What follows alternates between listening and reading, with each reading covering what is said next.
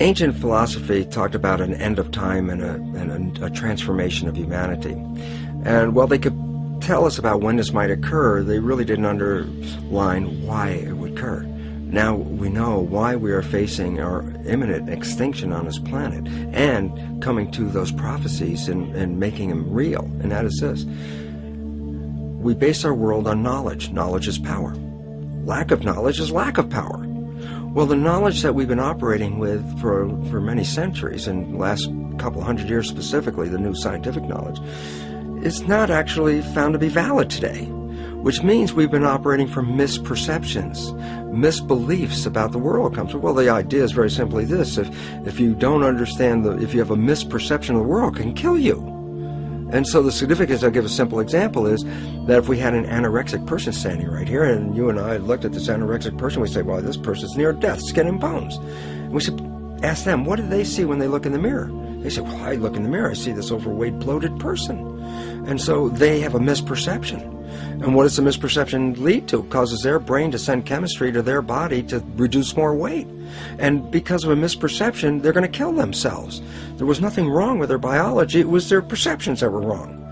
Well, we have three misperceptions that are causing our extinction. One is the belief that the material realm is all there is and all that matters, so that matter is all that matters. Number two is the belief that genes control our lives, which make us victims because we didn't pick the genes and can't change them, and they have power over us. And the third one is an extension of Darwinian belief that says that the world is based on a struggle for survival. We all know about the rat race. And why is it a rat race? Because our fundamental belief is that if you don't go out there and fight to stay alive, you'll be trampled and killed. And so we see a world based on this Darwinian world, a nightmare of a struggle for survival, which involves war and competition and gouging each other, for each one climbing up on the back of another to stay alive. So what's wrong with these perceptions? Well, number one, the belief that matter is all that matters. That's a Newtonian belief. Quantum physics has come in and said, boy, did you make a mistake on that. It's not the physical matter that's most important, it's the invisible stuff you can't see, because it's the invisible fields, the energy fields, that shape matter in the same way that a magnet can cause the shaping of iron filings. So if you look at the structure of what's going on in here and blame it on the structure, no, you missed it. It's based on the invisible. But the biggest part of contribution to that invisible from us is our mind. Our minds are shaping the world. So whatever we believe is like a magnetic field that shapes our biology and our life to conform to the belief. So it says, wow, if that's true, then all of a sudden we should put more emphasis on the mind than on the body part. And that if we change our beliefs, then we can save our world. Myth number two was that genes control us, the belief of a victim. Again, cancer's in my family, what can I do about it? Might as well enjoy my life now. And all of a sudden we become irresponsible. Why? Because I said, well, if I can't control it, why do I care? And then irresponsible nature leads us to the extinction as well. The new science says, no, genes don't control your life, your mind controls your life. That your mind, acting through a new thing called epigenetic control, a new mechanism by which the environment or the perception of the environment controls our genetics, is what controls our heredity. And all of a sudden it says, well, then it means if you change your mind or your perception, then you change your biology. And the answer is absolutely. So you're a master of your life rather than a victim. And the third one that says, get all the matter you can, take it from the earth, rape the planet, gather it all in your yard because that's a measure of your success. Turns out, no, it's not. And the competition you use to gather all this matter is actually now found to be destructive, because evolution is based on a cooperation. When we look into the biosphere, it's all a balanced, harmonious community except for us, because our belief says it's a struggle. The plants and the animals behind me, they look at it as this is a garden for them. We're the only ones that are out of the garden by a misperception. Since perception controls life and misperceptions can kill you, then you recognize the fundamental misperceptions on which we base our civilization are the destructive elements leading to our extinction. And when the new beliefs come into the public, civilization will take a radical turn and move off into a new situation of thriving and harmony and holism. That's the dimension that we're going to. This is the end of the civilization of the old beliefs and the transition into the new one. It's really interesting when we look at the world right now. It's in crisis, and that really promotes a lot of fear, which then creates a worse situation, because then we get into protection, shut ourselves down. So I think we should look at what's really going on in a different understanding. Cells are like people, and you have 50 trillion cells in you, so you have 50 trillion citizens, people inside of you. But imagine you were inside a caterpillar, and you were in there with millions and millions of other cells, and all the cells have jobs: digestion, respiration, muscle cells doing their thing. Everybody's got a job. Caterpillar's growing. Everybody every day at the end of the day go, wow, man, we were working today. This thing is building. The caterpillar's getting bigger and bigger. The economy in that caterpillar's growing. So you as cells inside, you don't see the outside world, you see the inside world of your universe of cells as workers and all that. And you're looking around saying, yeah, system is growing, economy's great, everything's wonderful. Then there's a point where the caterpillar reaches a certain size and things start to slow down. And all of a sudden when things start to slow down, there's like more cells are necessary for the jobs. Cells start getting laid off. Actually, what's happened. And many cells in this fear state actually commit suicide, which in biology is called apoptosis. They actually commit suicide because they look around going, oh, this thing's falling apart. Everybody's losing their work. It seems like it's coming to an end. And while everybody's in that panic fear, there are other individual cells in there that are not panicked. These other cells, genetically identical, but have a different vision. And they're called imaginal cells. That's the name of them. And these imaginal cells, they're in the midst of all this falling apart of their civilization, are looking and say, there's something better and more beautiful in front of us. They're the ones that create the butterfly. So from the same population that's going down with the caterpillar, many of these imaginal cells, which are the equivalent of cultural creatives, have a new vision for the civilization, saying, wait, restructure this thing. We can restructure this. We can make something far better. What's happening in the world today is the end of the caterpillar. And the imaginal cells are making themselves known with new ideas, new visions, and new ways out, because there is a far better way out. It's not the end at all. And most importantly, it's the young people have to recognize they're the population of imaginal cells, because it's up to them to take what was brought into the civilization and restructure it so that they can build that butterfly civilization that is far more magnificent. So rather than looking at fear, right now, look at this as the moment of opportunity, because there's something so much better on the horizon, but we can only get there by eliminating the structure as it is now, because the structure as it is now is providing for our extinction. Why is the myth perception of genes such a problem? And the answer is, if you buy that genes control you, then you buy yourself as a victim. And as soon as you buy yourself as a victim, you let go of your power in creating life. The new science of epigenetics totally reveals that this is not true, and in fact takes the mind and uses that as the shaper of the physical world. And the third myth perception that is affecting us right now is a Darwinian belief that evolution is based on a struggle for survival, with the fittest being the winners. So that, what does all this lead to? It leads to a belief of materialization, that matter is all there is, and that people fight over the matter, because whoever has the most matter wins, according to the Darwinian theory of having the most and being the winner and being the fittest. And it makes a whole world based on competition. And the new science completely undermines that whole thing, because the new science says evolution is based on cooperation. And if you don't cooperate, then the whole thing is lost. What we're seeing right now is, with all the competition of each other destroying each other, wars, competing for material existence, raping the planet and tearing it apart to get some pieces of it to hold in your hands and say you won the game. Every one of those moves is destructive, not just of the planet, but of human civilization, because human civilization will thrive with cooperation and will die with competition. And we're caught up in these three old beliefs, these three old myths, as being truth. And if you operate from these truths, then you end up with the extinction that lies before us. Nice to see you, Michael. Good to be here, Gary. This, I believe, calls into question Darwinian's theory of evolution. Is that correct? Yes, Gary. Essentially, that theory says that human beings like us have been around for about 100,000 years. And before that, you would have had only ape-man-like creatures. Before that, apes and monkeys. What we found, however, when we looked into the entire history of archaeology, my co-author and I did 8 years of research. We looked at every archaeological discovery that's ever been made, and what we found is that there are hundreds of such discoveries that indicate human beings like ourselves have been around for literally millions of years. We had to do 8 years of research, translate papers from German, Russian. You referred to in India the Vedic literature? Well, yes. What is that? I was saying in the beginning that we do take our inspiration from these ancient Sanskrit writings of India. They're collectively called the Vedas. Among them are the Puranas. Purana is a Sanskrit word. It means history.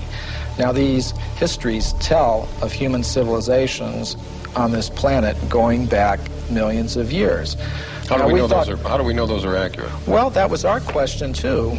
Richard Thompson and I, we thought, well, if there's any accuracy to those statements, there must be some factual evidence to back them up. Now, when we looked in the current textbooks, of course, we didn't find any such evidence, but we thought, well, let's look a little bit further. And as I said, that led to an 8-year research program where we investigated every archaeological discovery ever made. And what we found is that, practically speaking, archaeologists and anthropologists have buried almost as much evidence as they've dug up. In other words... Or perhaps overlooked, cast aside? Well, yes, cast aside. And there have been some outright cases of suppression where people who have reported such things have had their careers ruined. We should never, I don't think, be afraid to investigate opposing points of view. This human person who looked like us, existed millions of years ago, did not evolve from an ape, as we are led to believe in the Darwin theory. Why has this evidence been suppressed, and what kind of evidence have you found to support this? Well, I'll give you a very good example. Now, one example from historical times is during the California gold rush days, miners were digging tunnels thousands of feet into the sides of mountains. Now, the rock in these mountains is over 10 million years old. So when they were digging these tunnels, they were finding human skeletons, they were finding stone spear points, they were finding mortars and pestles, hundreds of them at dozens of locations. Now, all these were gathered together, reported to the scientific world by J.D. Whitney, who was the state geologist of California. And he published a massive book about them by Harvard University. Harvard University was the publisher. Now, what happened to these artifacts? Why aren't they on display in museums? Why aren't our children taught about them in schools? There was a very powerful anthropologist at the Smithsonian Institution named William H. Holmes. And he said to Whitney, "You, Dr. Whitney, if you had understood the theory of human evolution as we understand it today, you would have hesitated to announce your conclusion, namely that human beings existed millions of years ago, despite the imposing array of facts with which you were confronted." In other words, simply because the facts didn't fit the theory, the facts had to go, and so did Professor Whitney. But back then I would imagine that they did not have the scientific procedures to identify the exact age of bones and matter that we have today. So can you be confident that this researcher was able to give a time for these bones that were found? Yes, we checked with the modern geologists about the age of the deposits. Now, these things continue to be discovered today, for example. And a vast amount of evidence showing that human beings like ourselves have been around for millions of years has been systematically suppressed. And I can give you some examples. For example, in 1979, Mary Leakey, who's one of the most famous archaeologists of this century, discovered in Africa completely modern human footprints, no different from the footprints that you or I would make on a beach today. Now, the thing about these footprints is they were found in rock that was dated 3.6 million years old. And that throws out completely any idea of human origins that's current today. Why would anyone want information like that suppressed? What possible advantage would there be in that? Well, power, prestige, money, there's a lot riding on it. If even one of the hundreds of cases that we document were found to be true, accepted, that would mean that everything we've been told about human origins and antiquity for the past 150 years is simply not true. I think that scientists find it harder in some ways than many other people, you see, and some other people, because there's still a strong commitment, even perhaps partly unconscious, to the old atomistic worldview. So what you're saying is that science has shown us something that scientists do not want to see? Well, they become so used to the way of seeing it that they don't want to change it. You see, they feel uncomfortable about changing it, and they feel there's no reason to change it. Many of them, they say, well, we're doing so well now, why should we change it? In one sense, it looks as if we're doing very well, you see, but if you look at the broader view, it looks very dangerous. In the 1840s, there was a scientific magazine called The Geologist, and it reported that in Macoupin County, Illinois, which is right here in North America, in the United States, a human skeleton, just like ours, had been uncovered in a coal mine, in solid coal 90 feet deep underneath the ground. Now, Richard Thompson and I were able to discover from the reports exactly where that occurred. And we talked to the Geological Survey of the state of Illinois, and we asked them, well, how old is the coal there? And it turned out it was 300 million years old, which means it's older than the Jurassic, that word that everybody knows now, that refers to the dinosaurs. In other words, it was older than the age of the dinosaurs. Wow. Okay, so that throws a whole new spin on it.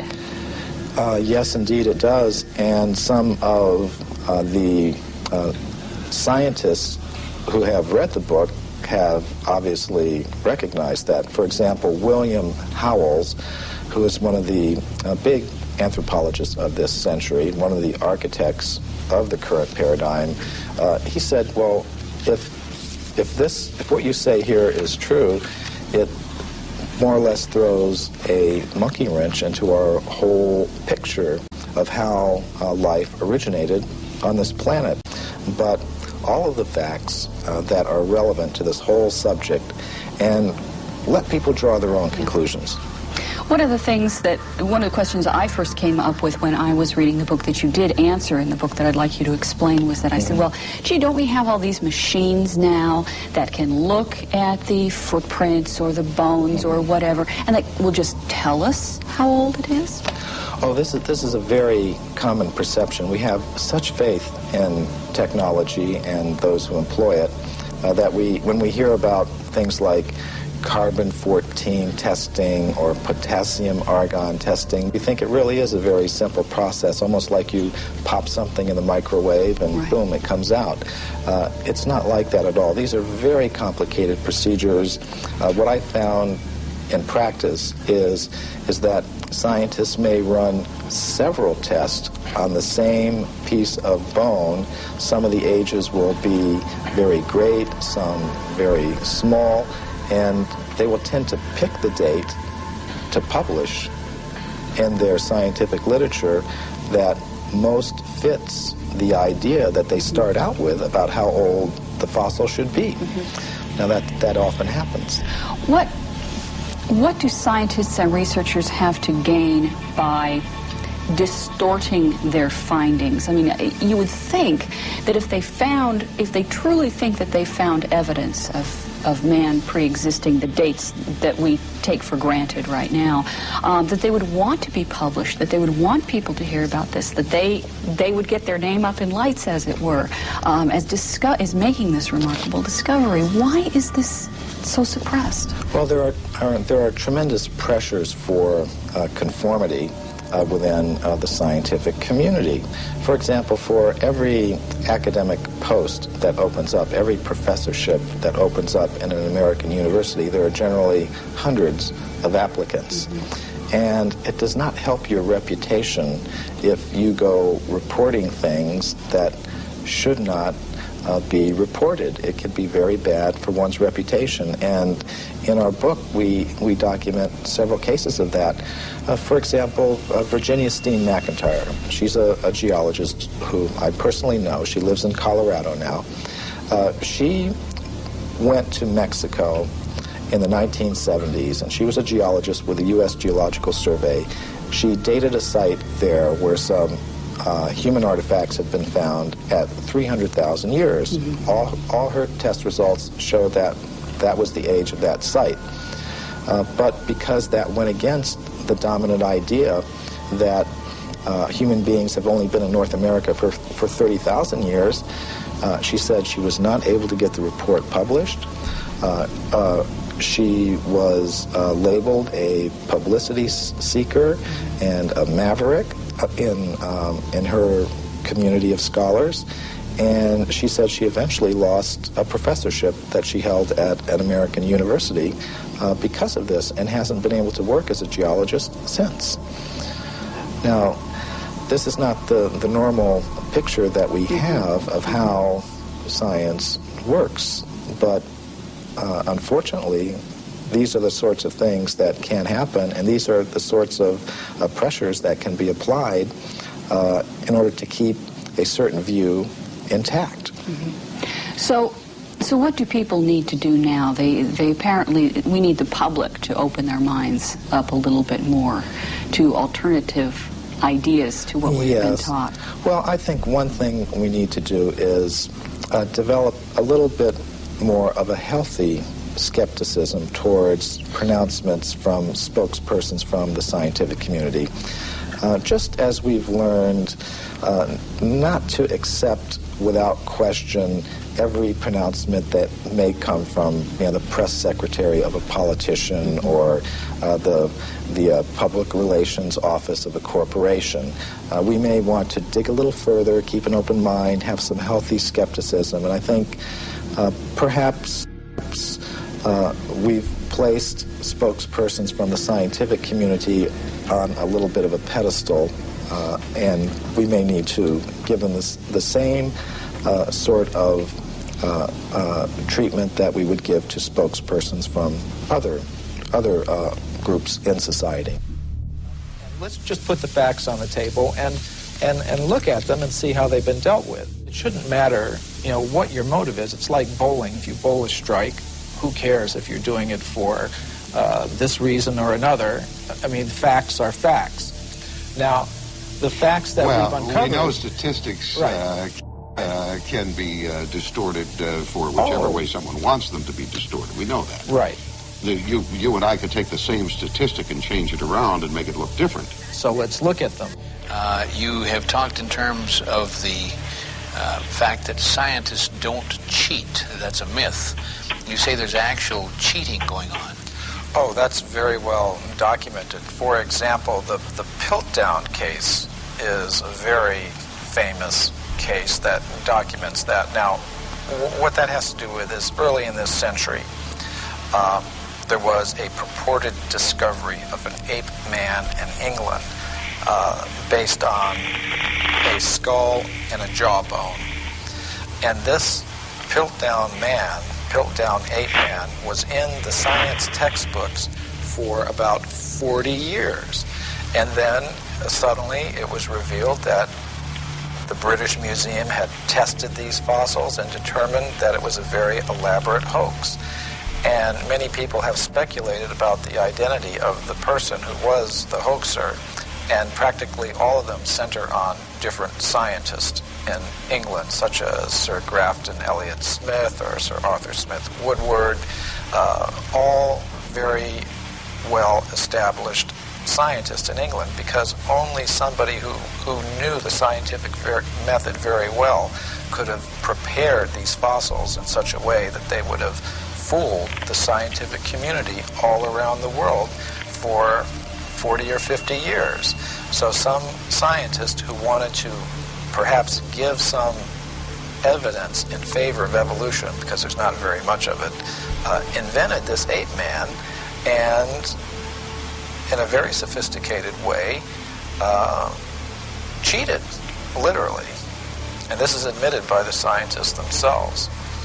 And there are more examples I could give. Evidence that goes against human elevation or evolution is reported only by crackpots.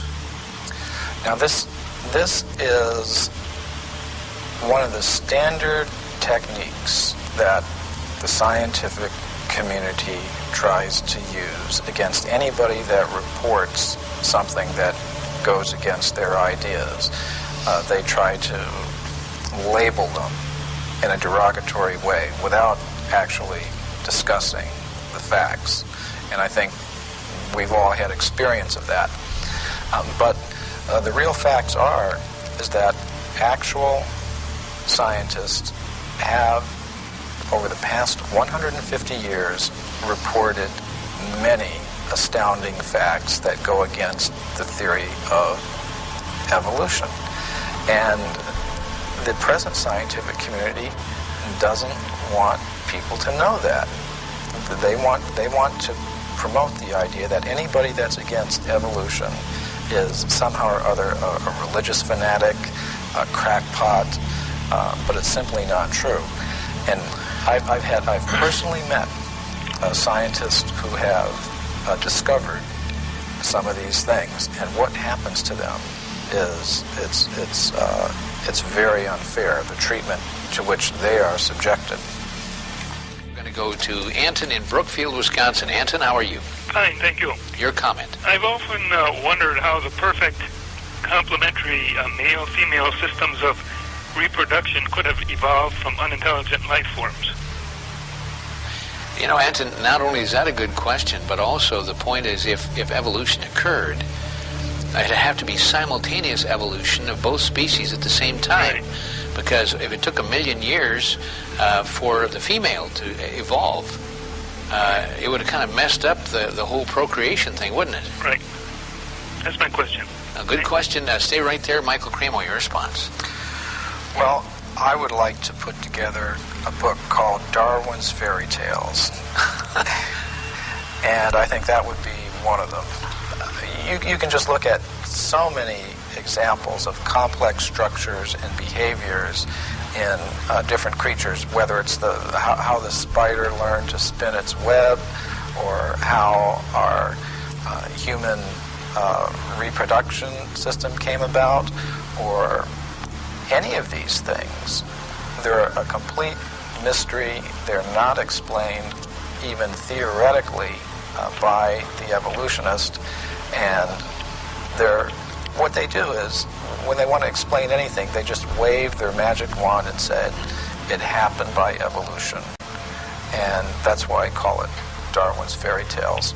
If you were to predict what archaeologists might find, you would say, well, they would tend to find a very bewildering mixture of anatomically modern human fossils, ape-man-like fossils, crude stone tools, articles indicative of a higher level of culture, all sort of mixed up and going back, hundreds of millions of years. Mm-hmm. I think you might also predict that given the biases of investigators towards a linear progressive idea of time, with things beginning in a very simple state and progressing in a linear fashion to a more advanced state, that they might edit that record to conform to their linear progressive biases. And indeed, both predictions we found in our investigations do come true. You actually do have that very bewildering, mixture of advanced artifacts and bones mixed up with more primitive ones, going back hundreds of millions of years.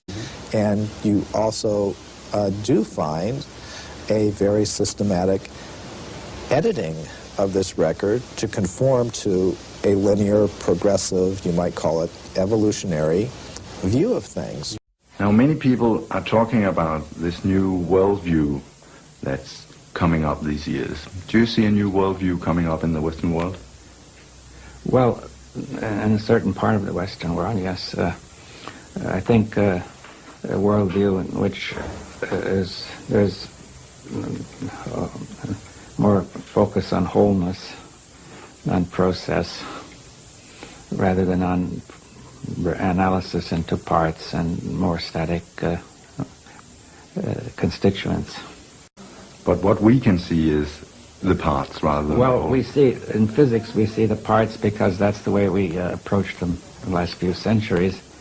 I don't know if you see. I think our perception is influenced by our way of thinking, so that we accept this mechanical way of looking at things. But if you went back 1,000 or 2,000 years, I don't think people actually saw the parts as primary. So you eventually became a biologist. What did you actually learn then? Well, it was interesting because I became a biologist, a developmental cellular biologist. I'm working on cells, of course, and in my graduate work, I was cloning stem cells. And it's interesting because a lot of people think stem cells are something brand new that just came into this world recently, and the fact was I was cloning stem cells back in 1967, 40 years ago. And the significance was, while I was doing this research, I was also teaching medical students. So I was teaching medical students the foundation of how cells work, the conventional story out of the textbook, genes control life, what we call the genetic determinism, the belief that genes control your traits, behavior, your physical characteristics, etc. And what my research revealed when I was studying the stem cells was this, very profound. I put one stem cell in a petri dish all by itself, and it would divide every 10 to 12 hours. So it'd be 2, 4, 8, 16 cells, 32 cells. After about 2 weeks, I have thousands of cells in the petri dish, but what was unique? They were all genetically identical. But then I did the experiment. The experiment was to take some cells out of the dish and put them into a separate dish with a different environment. Okay. And so the environment is a culture medium, but the culture medium to cells is like the world that we live in. It's got the air, the water, the food, all the things in it. So I take the cells out of my stem cell dish, put them in a separate dish with a different environment, and the cells form muscle. But then I went back to the same dish with genetically identical cells in it and took some cells out and put them in a different environment, and they form bone.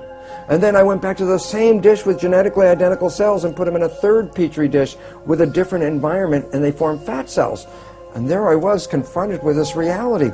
All the cells are genetically identical, but they had different fate: fat, muscle, bone. And I said, simple question, what controls the fate of cells? And the answer is the environment. It was the only thing that was different because they were all genetically identical.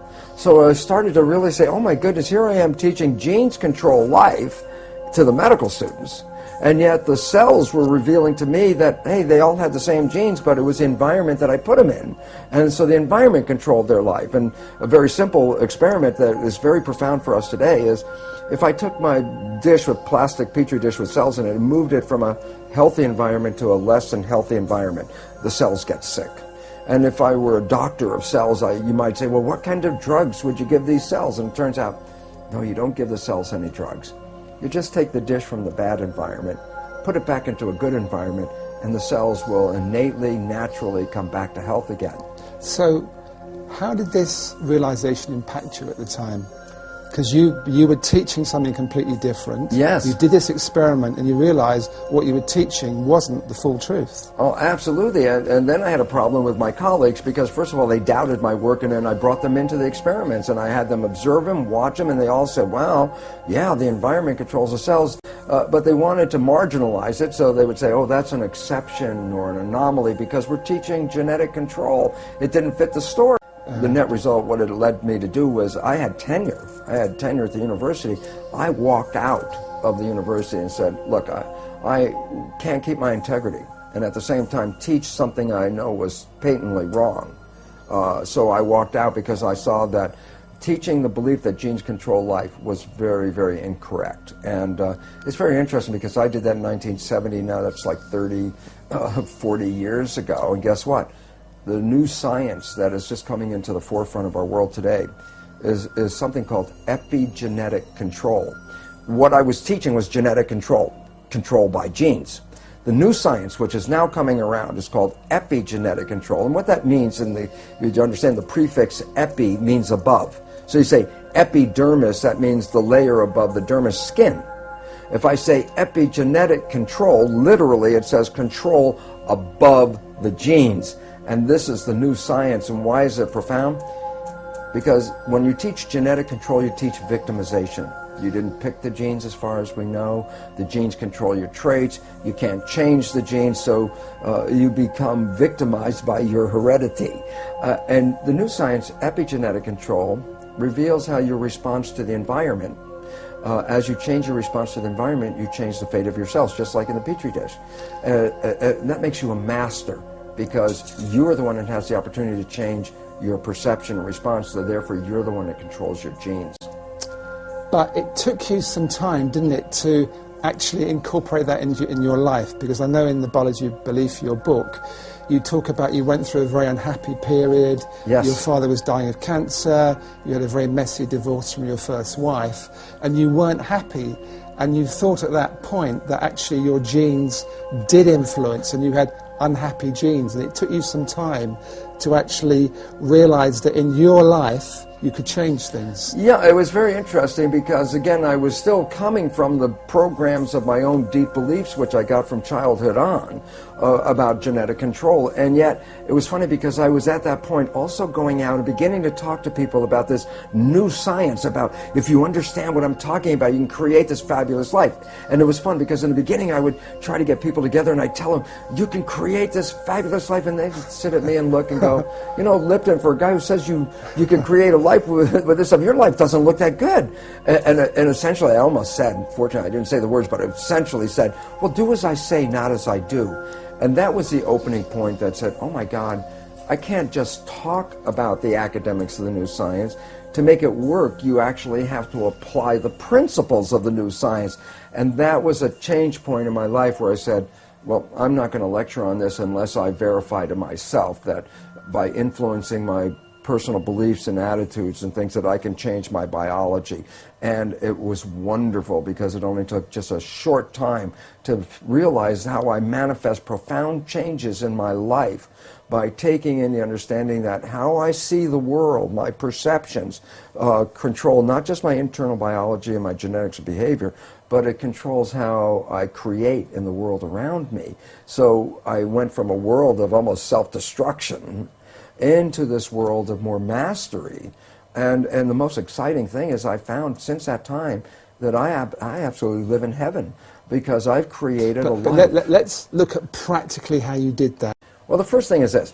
The work showed that your mind's perception of the world changes your biology, the chemistry of your body, which changes your cells. And I said, okay, so if you control how your mind operates, then you can control your chemistry. But then here's where the problem comes from. There's two parts to the mind. The conscious mind, which has your personal identity, your spirit, your source attached with it, is a creative mind. The conscious mind can see into the future, can review the past, solve problems. The subconscious mind, the other mind, is more of a habit mind. That's when you learn how to do something, and once you learn how to do it, you don't have to think about it, it's automatic. Well, most of us walk around in the world thinking that we're running our lives with our creative mind. And I'd say, Emmett, what do you want out of your life? And you would say, oh, I want to be healthy, I want to have great relationships, and then you try to say, I'm running my life with these beliefs. But science has now revealed that we only run our lives with our conscious mind at most about 5% of the time. So we're running on these subconscious programs. 95% of the time. Okay. And then the issue is, well, where'd you get the fundamental programs that you operate from? And here's the thing I learned is that it's in the first 6 years of our lives that the brain is in a functional state, an EEG state, the electrical activity, that is not even in consciousness. A child doesn't even reach conscious brain function until about 6. So the first 6 years of your life, your brain function is lower frequency. It's called theta, which is like a hypnagogic trance, a hypnosis.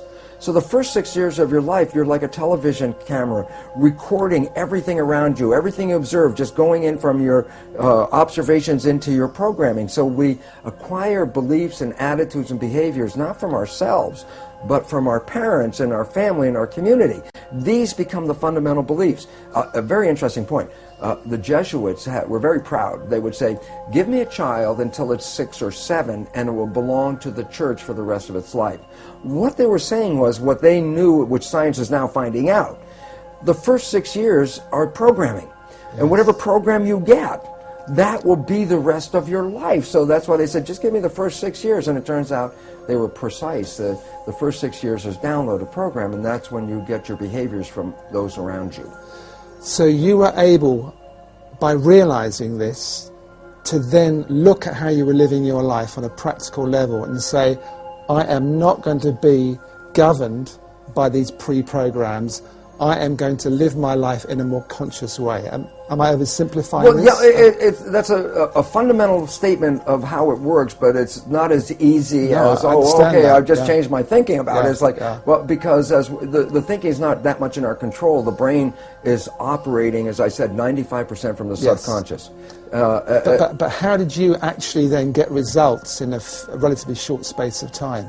Well, the first thing, how does the subconscious learn? And that's a very critical thing. The conscious mind can learn from reading a book. So the subconscious mind can read a self-help book, and you go, wow, that sounds really great. And then you find you read the book, but your life is still the same. And it turns out, why? And the answer is because the subconscious mind is more of a habit mind, things that you repeat over and over again. Yes. So the reality is, if you can stay conscious, be present, and when those negative thoughts come in our head, and psychologists tell us 70% of the time, the thoughts that are going through our head are negative and redundant, so the same negative thoughts are going through. If you could stop those thoughts, if you could hear them as they come through, like, oh, that's not going to work, or this will never happen, those kinds of thoughts. If you can hear them and stop them consciously, say, no, change the belief right there, just give the more positive thing. As you repeat this more frequently and you keep repeating it, the subconscious mind begins to learn. So as a habit, if you stay conscious, and you have to work at it, and here's why people say, well, how come only 5% from conscious mind, 95% from subconscious? Because the conscious mind can think into the future and think into the past and solve problems. Then think about it yourself. Most of the time, you're thinking about something. Well, if you're thinking, you're using the conscious mind. Well, if you're using the conscious mind for thinking, then who's running the show? And the answer is, when you're not paying attention and you're thinking about what I'm going to do tomorrow, your subconscious is running the show. So you used the words, be present. Be present. Which be mindful. We hear a lot. So be mindful, which really means be aware of what's going on. So you get an automatic reaction, you're aware of that, and you say, I don't want to go there, that's an old pattern, and you look at a new way to be in that situation. Exactly. And you have to repeat it over and over again, because if you think, well, I got mad at myself yesterday because I repeated that same stupid thing, and I got mad again today because I repeated the same stupid thing, and then people give up because they get frustrated. And it's like, no, it's a habit. So you have to every day, but ultimately you can repeat it. Yet there are, fortunately now, very many new healing modalities that can help you rewrite the subconscious beliefs much faster. So I get very excited because some of this may take work for people, because you have to really be present, and yet we're so bombarded with information and our lives are so busy that our conscious mind is almost always wandering, trying to resolve issues and problems and things we have to work out, which then means the subconscious mind is running the show. And it's very interesting, because most people will be very familiar with this story. I tell it to my audiences and they all laugh because they're familiar with it. I say, look, you have a very close friend. You know your friend's behavior. And you happen to know your friend's parent. And at some point you see that your friend shares the same behavior as their parent. So you casually volunteer, you go, you know, Bill, you're just like your dad. And that's when you have to back away from Bill. Because Bill's the first guy that says, how can you compare me to my dad? And everyone laughs because they're familiar. But I say, no, there's two very profound points from that one story. And profound point number one, everybody else can see that Bill behaves like his dad. He got his programming from his dad. It's only Bill who doesn't see it. And profound point number two, we're all Bill. Because all of us got programming, and all of us operate with these programs, and we don't even see we're doing it. That we, even when told we're doing it, will deny that we do these behaviors because we don't even see when we're doing it. That's why it's called subconscious, below conscious. Because you went from, and I'm quoting from your book, wanting to be anyone but me, to being, I think you quote yourself as the happiest man in the world. You felt so happy. Oh my gosh. So you proved that this can work. Well, I had to, because I said when I first started talking about it, it was from an academic, conscious point of view. This is what I learned. But my subconscious programs were still exactly the same. So while I had this wonderful knowledge, my life still wasn't anything I wanted to brag about it, because it wasn't. And as you know, that old game, well, who would you like to be? And I could think of anybody I'd rather be than me. And yet, when I started to apply the new science and rewrite the subconscious so it supported me rather than the programs of limitation or disempowerment that we get from our parents and our community as children, which almost all of us get, when I put in the new programs, all of a sudden I started to find, my goodness, my life completely turned around. All wonderful things started happening in my life. I was healthier. I haven't been to a doctor in 20 years. I don't need that. I don't take any of their drugs. Why? Because most of the illness is just from the stress of not living in harmony. And when you learn to get rid of the limiting programs that we got as children and put in programs that support you, guess what? Then all of a sudden the place turns into heaven. And it's interesting, I tell people, well, you create your own life, and then they look around and go, I don't want responsibility for this, but I say, well, you didn't know you were creating with these unconscious beliefs.